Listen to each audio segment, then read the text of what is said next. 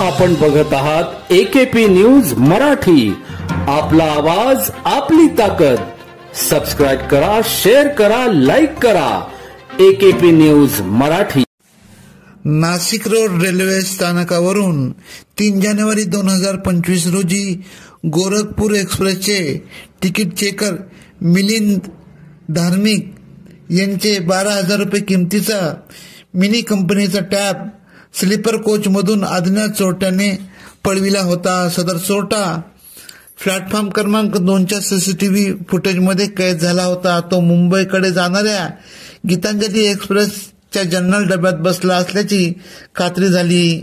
त्वरित नाशिक रोड आरपीआयच्या पोलिसांनी इगतपुरी आरपीएफ पोलिसांना ही माहिती कळविली असता इगतपुरी आरपीएफचे पोलीस अधिकारी उपनिरीक्षक व्ही.एस. शुक्ला, सहाय्यक उपनिरीक्षक अनवर शहा, विष्णू नागरे, उगले सुरेश यांनी गीतांजली एक्सप्रेस येण्या अगोदर उपाययोजना आखली.